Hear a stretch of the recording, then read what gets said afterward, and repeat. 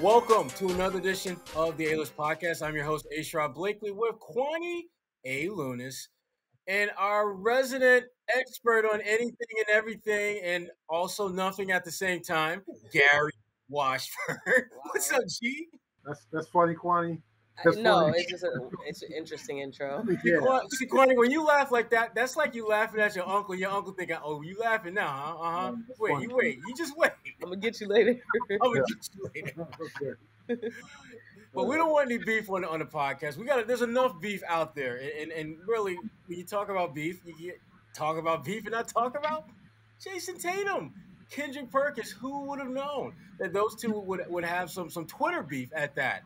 We're gonna dive right into that. Now, again, this was something that I marinated a few games ago, and Jayson Tatum addressed it most recently. Actually, our good friend Gary Washburn was asking the question. Let's take a hear of that sound. Jaylen also said you and him talked after the New York loss and just kind of cleared everything out. I don't know what you had to clear, but just kind of got some things straight. How was that conversation? It was good. I mean, obviously, we live in a world where, we on our phones and on TV and, we see all the things about we can't play together and, everybody in the media is saying that, one of us got to go. And, we just had a talk about, we both want to be here and we both want to figure it out because there's not many players in a league, like JB, the grass ain't always greener. And we've had some great stretches. And, I think just this year hasn't been what we expected. But I think in the long run, it'd be good for us. We got to figure some things out. But I think the most important thing is we both want it extremely bad. And we want to try to figure it out together. And so for us to just be on the same page, I think is extremely important because knowing that, we got each other back and, we're going to give it all we got to try to figure this out, regardless of, what people may say. Interesting. I heard my name. There's so much to unpack with what Jaylen said, but Gary, you were the one that asked the question. I'm just curious, what were your thoughts when you listened to JT respond to obviously a question that a lot of us were having towards JT? And this was the first opportunity he had a chance to address that since that Perkins tweet post game after Jaylen Brown's triple-double. I thought it was interesting because Jayson doesn't tweet much. He's a big social media guy when it comes to his son or posting photos, but personal stuff or just like clapping back at people, he really doesn't do that much. I know he did one in Japan supporting Simone Biles, a gymnast. That was like kind of out of the blue. Like Jason's a thinker. Like Jayson doesn't come across as a dude who's like a super, astute guy in terms of just like off the floor. But Jason's a thinker, and if he has something to say, he'll say it. So I thought it was interesting that he even responded because there's a lot of things that people that say things about him and Jaylen on Twitter.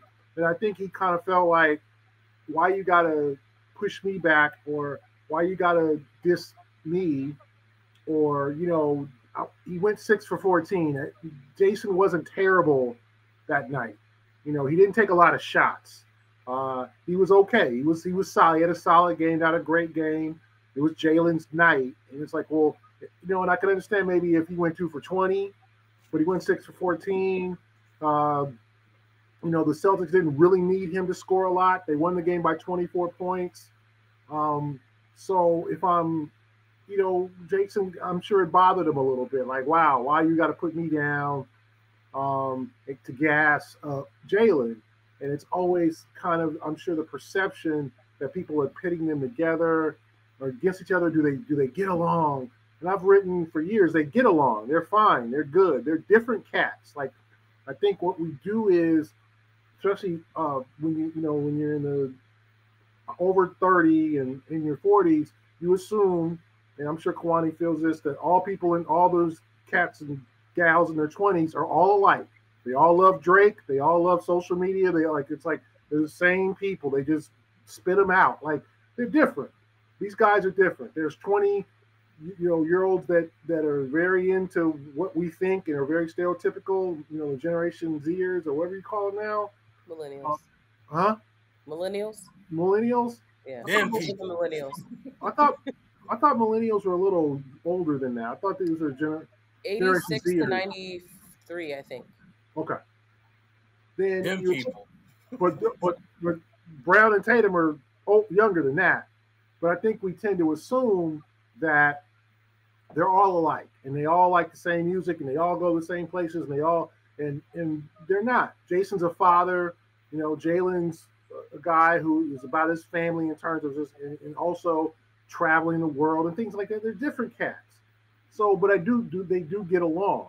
And I think that what bothers him the most is when they perceive that people are trying to pit them against each other. And I think that's how Jayson took it. And he's kind of like, and I don't think he knows, I think he's right. He doesn't know Perk very well. Perk doesn't come to games. Perk's in the studio, but Perk doesn't come to games, etc. So if you're, Tatum, I think he was just like, damn, why I got to be in it? Why just not, praise Jaylen and just leave me out of it? What's up with that? I understand that. Yeah, I thought he. Yeah, and before I jump in here, I'm going to pass to Kwani because Kwani has been on this. Why are you pitting this brother against his other brother train for the longest time? So when I saw the tweet, Kwani was literally the first person that came to mind because I could absolutely in my head envision Kwani in that damn eye roll when she saw that tweet. Absolutely. So, Kwani, my quick correction was that millennials are 81 to 96, just to clarify. But I do agree with Tatum. The fact that he even, like Gary said, went out of his way to respond to Perk's tweet, I do agree with him. I don't think that he necessarily has any beef. I think with Perk's role now, we've noticed he's become this over-the-top social media character. And I'm not saying that it's not genuine, but he realizes, especially with the new platform that he's on, you do have to have, unfortunately, wild takes. And a lot of people in the sports world love when you pit people against each other because a lot of times they do feel as though there should only be one. I think with the Celtics team, we've all talked about this ad nauseum at this point, that there doesn't have to only be one. I think that these two can coexist. And I do appreciate that Tatum went out of his way to respond to it because it shows that, one, they obviously have heard all of these trade rumors and the conversations about the fact that the Celtics can't do with both of them. But I think for him to address it kind of just says, hey, I've seen everything you guys have been saying. I've been quiet until now. But the reality is that we can both be on this team. They're not always going to have great games simultaneously. There are some nights where we see that they both do well, and there are nights where only one does well, nights where none of them do well. And I think that's just the reality of basketball in general. And then at this point, hopefully that tweet will shut people up because I am tired of hearing the conversation about Jaylen versus Jayson. Well, it's not going to shut them up because but the one thing about sports that we're finding in this social media age that we're in is that there's sports and there's a sport within the sport, and creating division, creating at least the illusion of division and divide among players is a sport in itself. And the NBA to me is one of the most fertile grounds for that sport of divisiveness to thrive. And that's where you see a lot of tweets, you see a lot of memes, you see a lot of folks, chiming in about can they play together? Can they play together? The bottom line with those two is it's very easy to create that illusion when the team isn't as successful. Like when you go back, you look at those Celtics team when you had a Larry Bird, you had a Kevin McHale, you had a Cedric Maxwell. And the reason why, first of all, they didn't have the social media dynamic that we have, but even if they did, it wouldn't be that big a deal because they were winning. That's why you don't hear about can Draymond and Steph and Clay get along. Hell, nobody gives a damn about that because they're catching them, getting you with them dubs every night. They're good.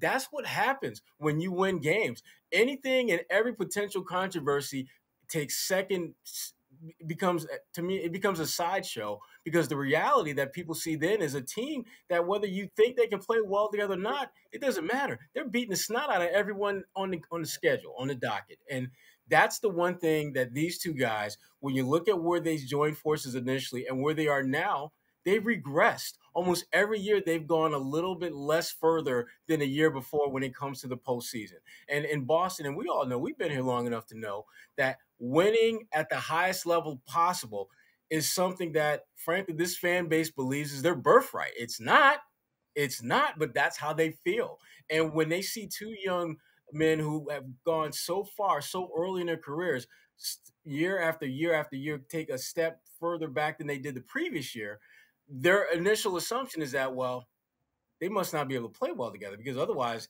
they would just be winning. Never mind the fact that the characters and cast around them isn't quite what it used to be. The folks who are in those roles aren't quite, to be candid, aren't as good as some of the previous teams when they had role players. But again, that's another story for another day. The one thing I do like about this, though, is it shed light on, or at least it brought to the conversation, the Jayson Jaylen relationship. And as much as it was important for him to clap back on, what Perk said, it was just as important for him to address in a very meaningful way his relationship with Jaylen Brown. And that was part of Gary Washburn's follow-up in that interview. And let's take a listen to that right now. Jaylen also said you and him talked after the New York loss and just kind of cleared everything out. I don't know what you had to clear, but just kind of got some things straight. How was that conversation?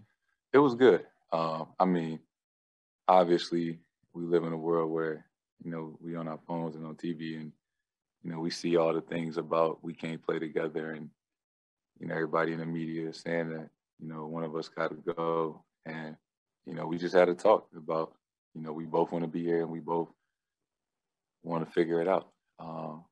Because there's not many players in a league, like JB, the grass ain't always greener. And we've had some great stretches. And, I think just this year hasn't been what we expected. But I think in the long run, it'd be good for us. We got to figure some things out. But I think the most important thing is we both want it extremely bad. And we want to try to figure it out together. And so for us to just be on the same page, I think is extremely important, because knowing that, we got each other back and, we're going to give it all we got to try to figure this out, regardless of, what people may say. That I honestly, that was like the most detailed he has been about his relationship with Jaylen Brown since both of those guys really kind of elevated to the status they're in now. I thought that was great. Gary, I'm curious, Gary, when you asked the question, you had no idea what the hell he was going to say. But how did what you thought he would say match up to what he actually said? And just in a broad sense, what were some of your big takeaways from that? Because I had a few, but I'm curious what yours were. Well, I think it just confirmed what I've written and what's has been said, and I've known for years. Like they're good, and they kind of trip on everybody tripping off them. I think that they're close. They understand. I think that's the key point here. They understand each other's importance to each other and the success of the franchise. They know Jayson is not going to take the Celtics to promised land, championship without Jaylen, and vice versa. It's not going to happen. Like Jayson you're not going to have a one-man team. You're not going to be LeBron in 2016, or you're not going to do the whole put me, jump on my back, and I'm just going to carry whatever dude is on my team, and we're going to win it. Like you can maybe, I think they went to the Eastern Conference Finals a couple years with that kind of mentality, but they need each other, and I think they both realize that. They both understand our games are different. Jaylen's a more physical player. Is a guy who has come from probably farther in his game. He was when he came out of Cal, was just like a dude who was a freakish athlete who didn't have a lot of refined skills. He didn't shoot the three well. He was just a get the ball, go to the basket, and dunk on you. That was Jaylen's game. He has improved his handle, although it can get better. Improved his handle, definitely improved his outside shot, developed a mid-range game, become a better defender. Jayson was more of a, wine and cheese player, a smooth scorer, a George Gervin type, a guy who could hit his game was very refined. Remember, as a rookie, he just had that like, whoa, like, wow. At 19 years old, he's taking step backs and his footwork is good, and so they've come from different places. So Jayson has been both of them have been the top prospect, the number top 10 list after from the time they were 13, 14, 15 years old. But they've come from different roads. But I think they've learned to appreciate each other. They root for each other. Look what happened when Jayson won his gold medal, came back to Vegas, put it on Jaylen, put it on his neck, and was like, they were like, that doesn't happen. Like it annoys me, this whole trade thing. You don't trade an all-star unless one of the all-stars is disgruntled. If he's like, I want out, ask Oklahoma City how they feel in hindsight about trading James Harden. Like at the Houston, ask them about that. And what they got in return, Jeremy Lamb and Perry Jones. Who I love, yeah, but like wasn't very good. Ask Oklahoma City. Ask teams who traded all-star players because the fit wasn't right. You make it work. You make it enough. Like Smokey's mama said, make it enough. You make this work. Gary, you know damn well they don't know about Smokey. The games are too similar. No, I've just never heard this before. Well, the games are just too similar. But no, you make it work. You make the players, you build teams around them, and then you have them both expand their skill sets so they can help each other. That's what Ime, you can take shots at Ime all you want about this team and his job, but he has said, I need both of them cats to be better, both of them to be playmakers. That's how you have them play together. You don't say it about Harden and Durant, well, they're just too similar. Like, you make it work. When you have all-star players in your team, all-star players are hard to get. When you have them, you make it work. And I just think Jayson and Jaylen are like, listen, we're going to make this work. Everybody doesn't think we can. We got the haters out there, the people who think they should trade one of us. You know what? Hell no. Unless they want to trade us, we ain't asking. We're both pleased. We're making progress. And I think it was a key point that Jaylen said, we're going through tough times, but eventually the tough times are going to be better. And if they are on that same page, I think that was one of the biggest developments for this organization in the last year and a half since all this upheaval is starting, is that the two cornerstone players are good with each other. That is hard to find in the NBA. Oh, such and such. This Simmons unhappy. Such and such happy. This person unhappy. Damian's ready. Dame's ready to get out of port. Like, they're not ready to get out of nowhere. So don't take that for granted, and you make it work.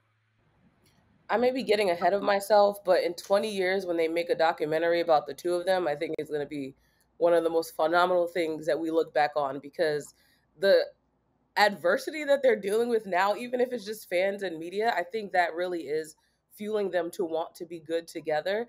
And you look at their win against the Pacers last night and the fact that they both were able to score in double digits, rebounds and points wise, and still play off of each other and still equally be successful. So that's what makes Tatum's tweet stand out even more when you look back on it, because it's like, all right, yes, I did have a bad night, but then we bounced back and both of us are able to be successful in a game where we really needed that win. So I'm excited for the future of the two of them, especially if they can stay together on a specific team, because I think that they do have the potential to be a really good NBA duo if they really are willing to just block out the noise and continue to grow on what they've already done so far.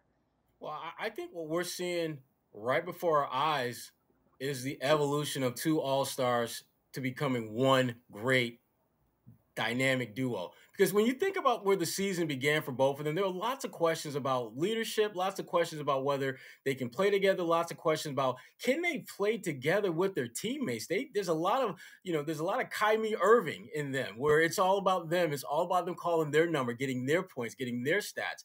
And what we saw Jayson kind of take the initial step in being more of a playmaker, a distributor. And then when he missed a game or two, we saw Jaylen do a little bit more of that, to the point where Jaylen, the last couple of games, he's literally been their best playmaker. And now you're starting to see them be effective and efficient in the same game, where they figured out that balance between who should be more of the facilitator tonight versus the scorer. And at the end of the day, lo and behold, you're both in the mid-20s in terms of points scored, and one of you probably has more assists than the other, but that that's not going to be the way it is most nights. They are, to Kwani's point, they are being galvanized by the haters. They are being galvanized by the critics who don't think that they can work and play well together. Because remember, when they first joined forces, we spent too much damn time trying to come up with damn nicknames for them. That doesn't happen. That does not. Oh, Kwani, you didn't have to roll the eyes. Yeah, it was bad though. It was, some of them were really bad. Shout out It to my wasn't boy you. Kyle Draper, who had some of the worst nicknames Yes, for them. he But did have some of the worst nicknames. He had some bad ones. But the point is, though, they were on board with that, and they were talking about that stuff. And look, if you are not really feeling this young cat who's in your same age, who you know is on the come up just like you, if you had an issue with that, you would have dealt with that in that moment. You would have been like, he has to do what he has to do. I got to be me. We're good. Even though obviously you bringing that to the light means you're not. That wasn't the case. These two have been trying to row in the same directions from the jump. And the only reason that it's an issue, the only reason that we're talking about it as much as we have, is because this team has not been as successful as we've seen their early years together. And so that raises a lot of questions about the front office and whether do they have the best talent around them. Now, they've had some unfortunate and freakish things not go their way with guys like, Gordon Hayward getting hurt, Kyrie and his mess, Al Horford unexpectedly leaving because they wouldn't show Al the money bag that Al thought he was entitled to, and Al eventually got. No issue, no shade at that. That's what you do. It's part of the game. But it meant that a lot of the comfortable pieces around them, the guys that they could count on, the guys that were very reliable in those moments, didn't exist. And so now all of a sudden they had to adjust to being the face of the franchise, the pillars, if you will, with a lot of pieces that they weren't necessarily familiar with. And if we're being honest and keeping it 100, weren't as good as some of the players that they got it done with in the past. Now, with what Tatum has said and what Jaylen has indicated on more than one occasion, to me, the onus is on Ime and Brad to figure out how to put the right championship caliber pieces around these guys. They have to be smarter with the draft. If you got a 22-year-old who can knock down three-point shots, you don't trade him for two future late or mid-second round picks. And if you're wondering what I'm talking about, Desmond Bane is who's coming to mind. I can't let that go. Yeah, we talked about him every week. I wish I could, but the more I watch him play in Memphis, the more it just absolutely makes my stomach curdle thinking about how that dude could have been doing the damn thing in Boston. Yeah. But Kwani, you had touched on the Indiana game and how, that was, Tatum had like 24 and 12. Jaylen had, I think, damn near triple-double with 26, 15, 5 dimes. Josh Richardson came off the bench, had a nice game. He only had 9 points, but he had like 7 in the fourth. Robert Williams. And Time Lord balling. Granted, Sabonis had a good game for Indiana, obviously, but he didn't do much offensively. I think it was like 3 for 12, and Rob had a lot to do with that. So, again, so many things came together for them, but I thought it was interesting down the stretch because they didn't have Marcus Smart, who had a thigh injury at the time and wasn't able to return. It seemed as though, and Gary, you checked me on this, but it felt as though Jaylen was kind of playing a little bit more alpha in the fourth quarter and overtime than we normally see. He usually he feels like a passenger that on the in the carpool, as opposed to that Indiana game where it felt that he was kind of behind the wheel a little bit longer than he normally is down the stretch for this team. Oh, for sure. Both of them. Jaylen took 8 shots in the fourth quarter. He took 1 shot in the fourth quarter Thursday against New York. Now, Jaylen was only, he was 2 for 8. He missed some chippies. He had 6 points. Richardson was solid, 7 in the fourth, but he had some 2 really questionable fouls. The 3-pointer on Holiday near the end of overtime, and then that crazy off-ball foul with the Pacers, the bonus that gave them the 4-point lead that almost lost in the game. But I thought that they were poised. Like, Indiana's a very good defensive team. You put, people, they're not hardly what it's going to be a tough game on Wednesday. But you put Brissett and Craig on the floor. Craig, I thought, changed the game. Torrey Craig. His defense on Tatum was, I thought, exceptional. And then Miles Turner, I don't know why he didn't play more because they were afraid to take the ball to the basket after like 6 minutes of the game because Turner was blocking stuff and knocking stuff away. But I do think it was an encouraging game for the Sac that they grinded out a win. They came back in the fourth quarter with 40-something seconds left and down 4 points to tie it up. You know, Tatum gets a last second shot, 1.8 seconds left to send it into like he did in New York. But unfortunately for the Celtics, the Barrett hits the banks in the three. But I thought it was a positive experience. Not, the competition, but there's a lot of teams this year with bad losses. As we talked about last week, Detroit went in and beat Milwaukee in Milwaukee. Detroit comes back last night and beats Utah after falling behind by 20 points. Like, this is just one of those years that every team is going to have an ugly loss on their record, or we should have won that game, or how the hell did this team beat us? That's going to be a theme around the NBA. The Celtics have a bunch of those, right? But I thought it was encouraging that they were able to come back. I thought it was interesting that Ime didn't play Schroder in overtime. If you look at he was garbage for the first 4 quarters, G. Yeah. I mean, if you look at the overtime box, Schroder did not play in overtime. He played Grant, who hit a three, a key three. Jaylen went 2 for 2. Tatum went 1 for 2. And then he played Richardson and Robert Williams. So he had heard enough about why the hell do you have Smart and Schroder on the floor against New York? I'm not going to play either one of them. How that's right. Yeah, neither of them can shoot, and so it's more pressure on Jaylen Jayson. So he obviously he's switching some things up. I thought it was a positive win, not for now they're going to win the championship. Let's not get I think people you're very positive in your call. Like, you can only rip this team so much. They're freaking mediocre. Okay, that's what they are right now.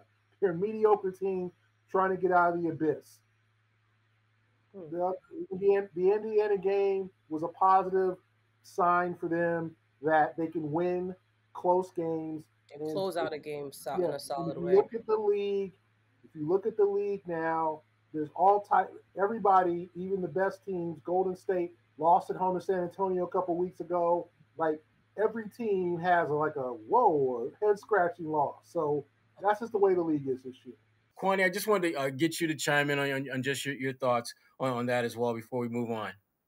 On Jaylen Brown showing more. Yeah, I agree with that. And I will even go as far as to say, even because now we have to talk about both of them at the same time, Tatum, when he made that final shot, I don't know if it was the way I was watching the game, but it looked like he really took a step to slow down and be very intentional about the shot that he was making. And I know that usually in crunch time situations like that, you don't have time to really slow down the game, but it looked like he was found a way to do that. So between the two of them in that fourth quarter, I think it should have ended ideally with the fourth quarter, but for them to end out that fourth quarter in a strong way and then go into overtime and really be even in more control and really just gas out the Pacers, I think that was a solid win. It obviously is just like a tally in the long season we've already watched so far, but it was an impressive game to watch, at least I think, for them. It was. I mean, there's no question when you look and you start looking at the things that they did. They did a lot of good things, but the one question, and this has been out there in Celtics Nation for a while now, and it's becoming even more of something to think about because, Gary, as you alluded to, they are what their record says they are. I mean, they are a team that is a game below 500, which means they could theoretically be a game above or a game below. They're in that middle of the pack record-wise zone, and it raises the question about whether winning is a good thing for these guys now. Because it feels as though where they are now is like the worst place you can possibly be. You're in the middle. You don't suck enough to where you're going to have a shot at the top pick or a top 5 pick. You're not quite good enough where you can just make a little tweak, and next thing you know, you're rolling with the big dogs. So I guess it raises the question: should they consider? The official term is developing your talent, but we all know tanking. We're talking about tanking. We gonna keep it 100 on here. It's called tank. Should they think about tanking at this point in the season? And I'm gonna start with you, Kwani. This time, I don't think they should. I think winning is good for this team. Anytime they can get a win, I think you're getting another stepping stone of building the confidence of your core right now. That's looking like Jaylen, Jayson, Robert Williams needs those reps as well, and I don't think taking does them any good at this point. Like these are players that this is a developmental year for players that we haven't been able to see over the last 2 years, and even like the Pritchards and the Nesmiths on the roster. Like anytime they can get a rep in an NBA style paced game, then they need to do it. And I think winning is only going to help them. If they're going to continue to lose, I think that's just not only shooting their confidence, but it just makes the team even more depressing to be on, and it gives them nothing to even want to work towards, in my opinion. Yeah. Gary. Oh, hell no. You don't what you do is you draft better. Okay, even if you have a mid or late first round pick. Okay. Let's look at the 2020 draft. 2020 too soon. Let's 2020 draft. Okay, the leading scorer from that draft so far is the number 1 pick, Anthony Edwards. Number 2 is LaMelo Ball. Okay, he was a 3rd pick. Okay, the 3rd leading scorer from that draft is Cole Anthony, pick 15. The 4th leading scorer is Tyrese Halliburton, pick 12. The 5th scorer, Sadiq Bey, who the Celtics passed on, 19th pick, 13.3. He's a 5th leading scorer from that draft. And our friend, the one and only Desmond Bane, is the 6th leading scorer from that draft as the 30th pick. Oh, and the 8th leading scorer, Emmanuel Quigley, who was the 25th pick. The 9th leading scorer, Tyrese Maxey, who was the 21st pick. Okay, so what does that show you? That shows you that this draft, with all these G League Ignites and G League Inignites and all these youngsters coming out, starter packs. Yes, most of them ain't ready, is a crapshoot. Okay, it's a crapshoot. Okay, you do not know if most of the players you develop or draft is going to develop into a standout player. So that means your development staff and your draft evaluation have to be on point. The Celtics has not been over the last few years. That's where they've slipped. The James Youngs, the Gershons, the Ante Zizics. Damn. I mean, we can just talk. I mean, I'm not going to call, the Carson Edwards, like I'm not. The fact of the matter is, that's what you want to know why Brown and Tatum have the support, because the Celtics have failed in the draft. They have not drafted well. They've gotten guys. Grant Williams is the best one they've gotten from that, who is a rotational player. Grant's probably never going to be a star, but Grant could be a solid 10 to 12-year rotational player. That's what you want. That's what you want out of the 22nd pick. But we're still, as Romeo, we don't really know. Romeo's starting to get DNPs again. Okay, Romeo at this point, but he wasn't physically ready to play in the NBA. I think we all know that. We don't know what to expect from Romeo Langford. Okay, Peyton Pritchard's taking a step back because he may decide he's not going to play him. The same with Nesmith. We don't know. But the fact is that if you look at the 2020 draft, okay, look at most of the leading scorers from that draft were 3 guys. Of the 9 scorers, leading scorers of that draft, 4 were taken 19 or later. So that means if you even draft where Golden State or Phoenix, you can come up with a damn good player. That's the way the draft is now. The question is, do you want to take an old guy? Bane was considered old because he was a senior. Oh my God. Ain't nobody checking no birth certificate when you go walk on the damn court. Right. How old are you, bro? Oh man, you too old to play. You 22? Wait, what? What? Come on, bro. Get to the senior league. Like, what are we doing here? Yeah, ARP ain't walking through that door. Yeah, like, what are we doing? Like, that's the problem. Oh, well, he's a senior. Like, no, just because a dude is 19 and a one and done does not make him a prospect. It just means he's coming out, he's taking a chance. Now, will some of these players LaMelo worked out well. Like, We don't know about James Wiseman, but some of these guys have come and done well. Others, you want to look at that, continue to look at that draft. R.J. Hampton. You hear anything from him? Remember Killian Hayes, Kyra Lewis Jr. We don't know. You just don't know. Like literally, like we don't know, and that's the thing. All these one and dones, it's a crapshoot.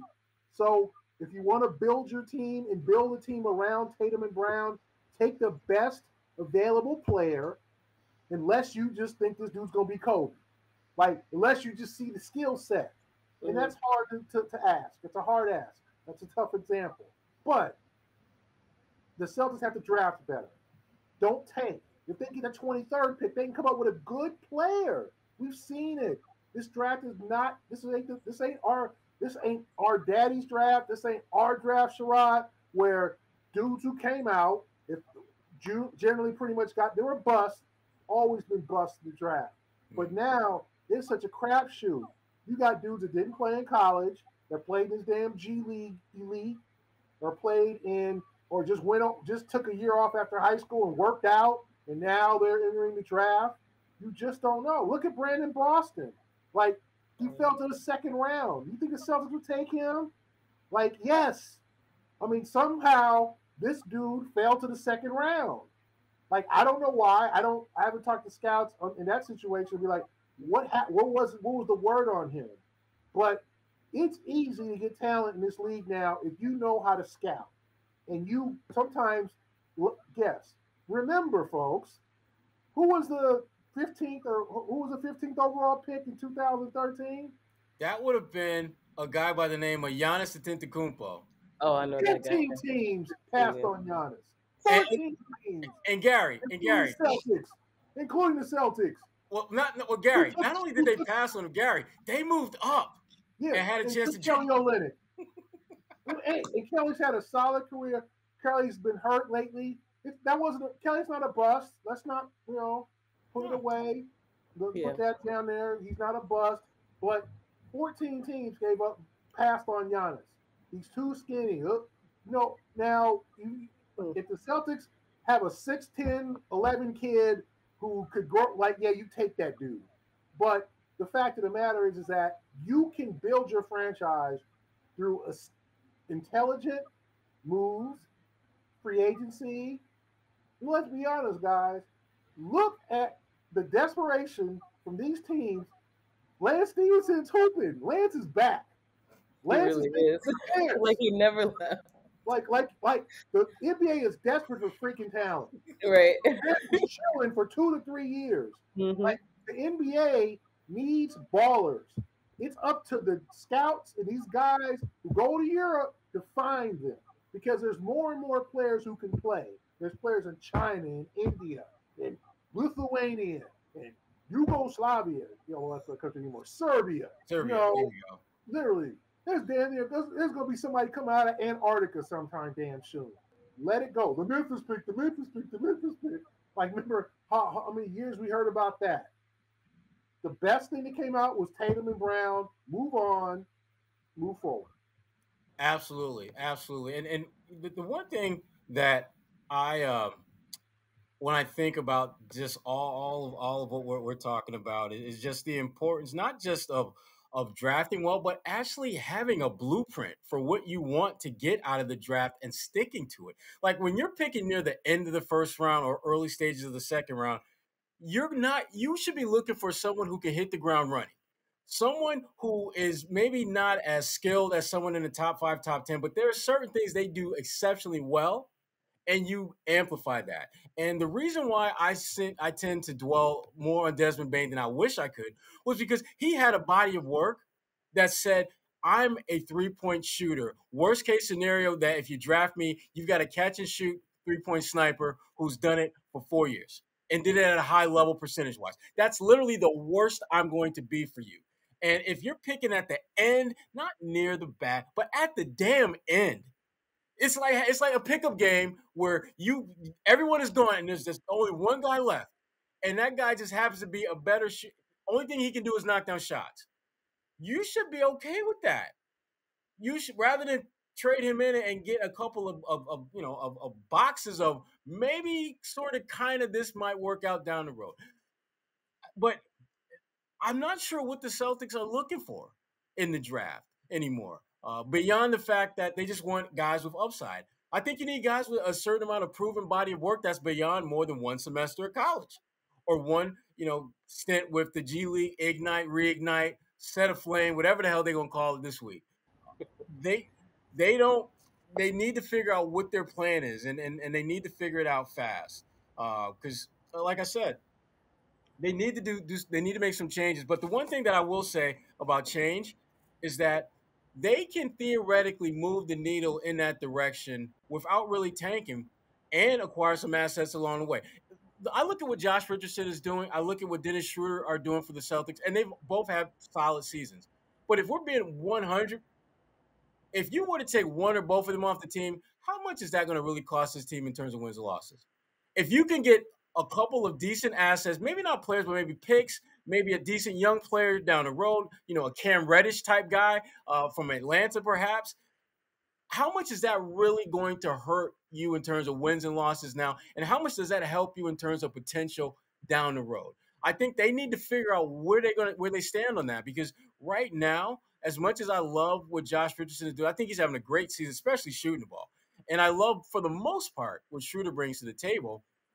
I wouldn't be torn up if they decided to trade both of those guys and were able to get maybe a young player or two and get some picks or two, because I don't think it's going to have a major impact on winning. Because remember, even with those guys, you 500. You are in the worst place that you can be as an NBA team. You are far enough from the teams like Detroit at the back end who are trying to get that number one pick, and you ain't nowhere close to Phoenix or Brooklyn or any of the teams at the top of the food chain. So you need to try to at least, one, gather as many assets as you can, and get a better sense of the ones that you have. Create opportunities where we can see a little more Aaron Nesmith. We can see a little bit more Peyton Pritchard, so we can know whether these guys can ball or not, because we really don't know that. We've seen glimpses here and there, but if you're not sending them to the G League and if they're not playing in games here, what the hell are they doing other than collecting a check at this point? We need to find out what those guys are truly worth, and I think they would like to find out what they're truly worth. I thought the Celtics, because they were so sporadic with like Carson Edwards minutes, we never really got a sense of what he could do. So it took them multiple years before they figured out, little fella, this ain't gonna work. This ain't working for us. We shouldn't be having this conversation in another year or two about wondering whether, Nesmith can fit in with the Celtics or the NBA. We shouldn't be having this conversation in another year or two about whether Peyton Pritchard can play with the consistency that you would want in a rotational guard. Those are things that the Celtics can actually address between now and the trade deadline to, again, create opportunities for the assets that they have to see what they're truly worth, and add a few assets in that process, while still, in terms of wins and losses, not being all that far off from where they are on track to right now. So that's my thinking on that. But the one thing I will, and I wanted to get your take on this, Gary. Let's assume that the Celtics decide to kind of shake things up, create minutes for young fellas and all that good stuff. How do you think they're going to take that? Like, would they see that as, they're trying to tank? I don't know if this is a place I want to be. Or do you think they'll just see that as kind of part of the process of, just trying to get better, that maybe you got to take a step back to take 2-3 steps forward? How the veterans would react? How Tatum and Brown specifically. I don't give a damn about anyone but Tatum and Brown. The rest, they're going to fall in line, Gary. You know that. They're going to fall in line. Tatum and Brown are the ones we care about. I don't know how they would react to that. I think it's an interesting question. I mean, I personally have not seen enough from either to be like, okay, go get in the fourth quarter and see what you can do. You're going to lose a lot of games doing that. Like, Nesmith, I just think, remember, he came into the league considered a shooter, a premium plus shooter. We have not seen that yet. He's just been an energy guy, okay, who plays, like 100 miles an hour with his pants on fire. Like, that's good, but I have not seen the skill set of a guy who left school 2 years early and after a pandemic season to think, I'm going to take all this skill set to the league because I'm ready and they ready for me. I haven't seen it. maybe it's me. I just haven't seen enough from Nesmith. It ain't just you. Yeah, playing in the SEC, being a top, one of the top scorer in the SEC to be like, damn, I see that dude really being a starter in this league. I haven't seen it yet. I've seen a guy who plays real hard and kind of can get the crowd fired up and hit a kick. So what are we looking for here? We want to play Nesmith so he can, die for more loose balls, which is cool. But I haven't seen enough person to be like, man, I see a skill set. Romeo's different. I've seen shades from Romeo. If you don't catch a cold or trip over his shoestrings or something and get hurt, because he always seems to have bad things happen to him. To where I think he should play more. Okay, I think say trip over shoestrings. Damn. Pritchard, I think, has the swag and the confidence, and I think he's a 4-year guy at Oregon. I watched him years in the Pac-12. His shots just got to fall. If he ain't stopping nobody defensively. So if he's not hitting that three, he's got to go that, and that's a high ceiling for him. He's got to kind of go that Fred VanVleet route, where Fred, he's such a premium shooter. You got to keep him on the floor. Fred turned himself in from a non-drafted guy to Wichita State all the way to on the verge of maybe an all-star team this year because he can damn shoot. He can shoot the ball. He can shoot from 30. And I know Pritchard's trying that. Is he years away from that? Yeah. But that's the trajectory I see for a Pritchard. Kind of being a combo guard who can shoot the hell out of the ball. So we'll see what happens when he gets back. He was starting to show that when he came back, but he's had a real troubled season. But to me, besides Romeo, I don't see nobody that's like, oh, let's pull Josh and Dennis back and give these cats minutes. I ain't seen that from Nesmith. I've seen Nesmith get in a situation where he's had a big shot and he misses it. Damn, this would be a big shot for the team. Yeah, made it, yeah. I'll get up this would, continue this run. Aaron for 3, claim. And it's like, well, a lot of guys can do that. Yeah. A lot of guys can miss shots. I can do that. Yeah. And nothing against them. I thought when he came out as a sophomore, Jerry Stackhouse, your guy, Sherrod, was like, oh no. Friend of the pod. Yeah, can't miss. Don't worry about this kid. Woo, woo, woo. I haven't seen it. I see a guy who's a good G League player, a 4A player who is still trying to work himself to be a consistent NBA player. Yeah, that's who you invested your mid-first round pick on, and then Romeo, you invested a mid-first round pick on him the year before. Yeah, well, the Romeo one, and Gary, and you were there. Romeo was the consolation prize. I mean, Tyler Hero was the guy they wanted, and Tyler went 1 pick before Romeo. So Romeo, I can understand them taking him because again, they had a range of guys, and Romeo was someone that just fell to them. He wasn't necessarily a target, but Nesmith was a guy they wanted. Nesmith was their guy.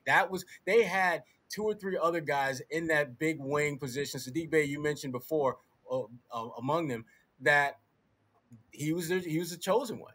And it's as you pointed out, Gary, it's hit or miss with a lot of that stuff. But the thing about Nesmith that has been such a big disappointment for me is that he came into the league and he literally had one thing that they wanted him to do: make shots. That's literally, if Nesmith could trade in all that other high energy effort plays that he makes and just sucked at all those things, but damn it, he could come in and make shots, take it every day. Yeah. But people say, well, you know what? He's going to be a much better, more complete player if he does those other things. I go back to a guy by the name, and you're familiar with this, Kyle Korver. He spent about 7-8 years in the league as simply a catch and shoot guy. Yeah. Could not do much more than that, was a defensive liability. And once he figured out how to do other things, which came the latter stages of his career, it didn't matter. He'd already been in the league doing that one thing. Mm-hmm. That one thing that he was supposed to do. And that, for me, is why Nesmith has been such a disappointment. I don't expect him to be an all-star. I expect you to do the one thing that got you drafted, bro. Make shots. That's it. I don't care. I think it's great that he's figured out ways to help the team other than that when he's not making shots. But, bro, let's get back to why you're here. Yeah. I mean, you don't show. If I tell you to bring cups to the party and you come with, napkins, those napkins are nice. But now we can't drink. But, bro, what am I drinking out of? What am I drinking? What, you gonna pour him a handful? I'll give you that one. I'll give you that enough. That was a good enough. Pour him a handful of quarter? No, I need the damn cup. Didn't we talk about this before you came to the party? You bringing cups, but you bringing napkins. Come on. Come on, yeah, bro. I mean that's the thing. Okay, let's look at just for a quick note. If you think the Celtics made a real mistake by taking Romeo, the guys taken after him, until you get to now the late first round, you're going to cringe. 28th with Jordan Poole, and 29th was Keldon Johnson. Okay, so a lot of teams passed on those guys, and then Grant. So the Celtics could have taken either of those guys with Grant's pick. They passed on him twice, but Sekou Doumbouya, Chuma Okize, Guga, Bazazzi, Luka Semantic, like a lot of guys who were busts. So Romeo isn't a bust yet, but to say, well, they could have taken, yeah. If you want to say Batiste, yes. Thibault, of course. Brandon Clark, yep. Jordan Poole and Keldon Johnson. And if you want his problems along with him, Kevin Porter Jr. So who take the last pick of the first round. So, so it's not, I'm not calling Romeo a bust because that's a tough, there's some guys literally from the 18 draft that are out of the league already who are taking the first round. So Romeo is still something there. I do think he needs to play him more, see what he's got, because he's getting used to that swing man, 3-and-D, run the baselines, cut to the basket, hit the three in the corner. That's what you want. Because, last night, Jaylen and Jayson were both tired. You may play them 40 minutes. Right. 40-something minutes. Both of them was tired. Like, you got to have some relief. But, I know he may try to win games. He hears all the... He took no chances. Did not take them. I can't be mad at you about that. I can't blame him either. But I was like, why are they still here? Develop. Like, no, I can't... Trying to develop some wins. That's what I'm trying to do. Situation with Aaron. I can't put him on the floor if he's going to miss open threes. Yeah. Romeo, I don't understand though. Romeo should have played last night. Yeah, I agree. I agree. Now, when we get to this time of year, and you've been around this game long enough to know that it's the silly season. We've been talking about Tatum and Jaylen and all the nonsense about those two, but those aren't the only trade rumors out there. And our good friend Ben Simmons is always in the news. And Philadelphia, they obviously have to do something with that. And they're looking at all different options. And apparently there's another one that came out recently where Tobias Harris, his name has been kind of thrown out as a possibility of being on the move, whether that's a separate deal, whether it's part of a 3-player deal, whether it's, 2-for-1 or 2-for-3 or whatever. But Tobias Harris, I'm looking at the numbers, the money ones, I don't like them. I'm looking at the play this year. Don't like that either.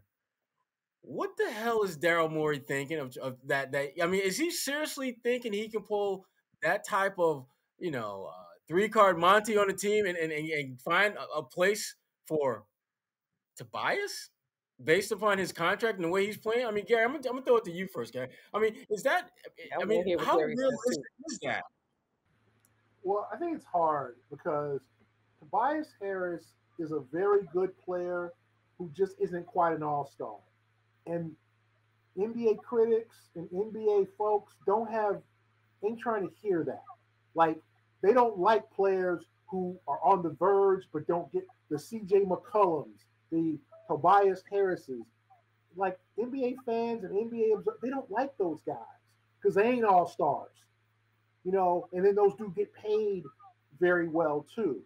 Like, that's the thing. Tobias signed that big extension, so I think what's hard, I like Tobias, but I've seen him too often check out of games or not be as engaged. And it's like, dude, you're 6'9". If you go on the floor, and Kwani, you have when you got what's the group? What's your crew? All the time. The Cheetah Girls. When you was on the floor, the Cheetah Girls. Yeah. Sure. Mm-hmm. We'll explain that one later, folks. That was good. When you're on the floor and you see how big some of these people are. Tobias is a big dude. He's 6'9". Like he is not 6'4". Okay, some of these guys you're like, oh, they're a little short. No, Tobias is a sizable brother, okay, who should dominate more than he does because he has the build, the skill set. You just see him disappear at times, which separates him from being a very good player to an all-star. But when you're paid like an all-star and you signed a $180 million deal over 5 years, you're going to get judged like you are falling short. The Lamar Odom syndrome. You got all the skills, bruh. Where is the superstardom? So I think that Tobias, in the right situation, not being the number one option, can be a very good pickup for a team. But if you're depending on him to carry the load at times, I don't know if that's going to happen. I like Tobias as a player. I've seen him too many times. Like when he gets going, Philly is so good. I've seen him kill the Celtics at times. But then there's times in the playoffs he'll 2 for 14, or it's in his head. And there's just some players in the league, professional sports, that don't always have that mental disposition to want to be great, or they don't have the confidence to do it. Okay, they're not made up to be like, no, I'm the man. Like that's what you look at some of these athletes that we don't like, who think that they're always great, but that's what got them to be where they are. Tobias is you would say like too nice of a guy. He's Boban's buddy, right? Like he's just, Tobias doesn't have any enemies. Tobias isn't saying, hey, don't do that. That's why people don't want Tatum to be that way. No, Tatum, get in dude's face. No, Tatum, don't let dude foul you and not say anything to him. No, dude, don't let dude undercut you. Even if it's Kevin Durant. Hey, Kevin, don't do that, bro. I know we cool in the off season. I know I was in your camp when I was 16. But no, dude, don't jump under me into a three. Like, no, don't do that, bro. Don't do that again. So for me, I mean, that's how I look at it. Kwani. I don't even know. That's a really good perspective. And on Daryl Morey's end, I really don't know why he thought just throwing in Tobias Harris is going to automatically make people want to do that trade. So I don't. I just don't want to go further away from what I'm trying to work. I'm like, damn, you want? Come on. It's not adding up to me. But then again, the Sixers organization has never really added up on the front office end. So yeah. Well, they just signed through hardship. They just signed through hardship edition Charlie Brown, and whenever you can add a Charlie Brown to your roster, it was Charlie Brown is that's a good day. That's a good day, and hopefully the Celtics will have some good days coming up here. The rest of their schedule next week or so, they're at Philly on Friday, so they'll see our good friend Tobias Harris up close and personal. Then they've got the Chicago Bulls, who are coming to Boston on Saturday. One in the East. Exactly. And then on Monday, they get the New Orleans Pelicans, who are going to be rolling into town. And that's a game that they definitely should feel good about winning. And so the Celtics, they got some very winnable games coming up on the slate. They can move a little bit further past that 500 mark potentially with some of the opponents that they got and things of that nature. So closing us out, Kwani, what you got coming up on NBC 10? Well, if anyone happens to listen to this before Wednesday, then I'll be Wednesday morning at 11:30. I'll be on the Hub today on NBC 10 Boston. I told you all that I had an interview with Rachel Rollins, who's now officially the U.S. Attorney for the District of Massachusetts. It was a confusing error because she wasn't the DA anymore, and but now I got it. Gary, before you trip on Kwani, I listened to it and Kwani got it right. She nailed it. She nailed her title. She nailed all that stuff. So it was the day after she resigned. You feel okay that she did the damn thing, Uncle Gary. She did it all right. Kwani's like, what you do again? Hey, girl, what you do again? What's your job? Y'all hiring them? Your application? Y'all hiring? Y'all hiring? Like, it was the day after she retired as the DA, so I had to mention all of her titles. But it was a really good interview, and we're gonna toss to it in the hub today. Yeah, it was good. I did listen to it, and I listened to it because I wanted to see how if I got the title. Is she gonna nail this title thing down pat? And she did. She did. So it was good. It was good. Gary, what you got coming, buddy? Just more columns. This Celtics road trip, very interesting road trip. Wednesday at Indiana, if you're listening before then, and then Friday at Philly, then come back and get the Bulls on the back-to-back. So column on the NFL coaching search and what we'll call Black Monday, including the firing of Mr. Brian Flores. Yep. Yeah, I'm gonna touch on that and my opinions on that. And I hate the term Black Friday because it turns black is not negative. I mean, that's some Malcolm X stuff that he used to explain. Black is not negative. It's not black. It's, I don't know, because I don't see many black coaches getting fired. There ain't many black coaches in the NFL, so they don't call it white Monday. They don't call it White Monday because a bunch of white coaches got fired. Like, the whole Black Monday thing annoys me. I didn't verify this, but I did see someone mention that the term Black Friday, at least, was generally in like referring to when these stores needed to get in the black before they close out a quarter. But when you look at the NFL, that is not relevant at all. Yeah, so that's Black Monday. Yeah, it doesn't add up. Like, so watch Malcolm X, kids. If you don't know that term, watch the movie with Denzel Washington. Or we didn't land on Plymouth Rock. Yeah, exactly. You'll learn a lot from that movie and a lot from Malcolm X, obviously. But that's it. Just more coverage of basketball. This crazy team.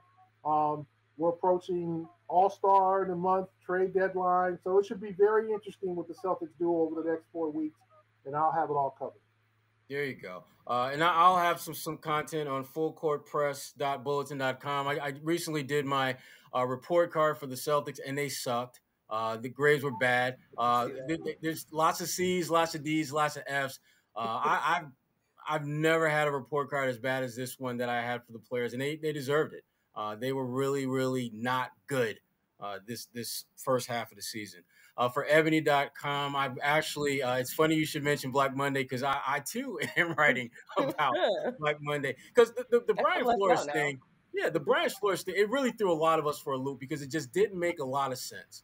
So I'm going to kind of unravel that a little bit and just try to make some sense out of the senseless. When you look at just, and again, I'll get into that in the column. But those are the two biggie things I got coming down the pipeline, coming up soon. And gang, another good podcast. This was good. Real quick. Gary, in the back. Thank you. Blessings and farewell to Sidney Poitier.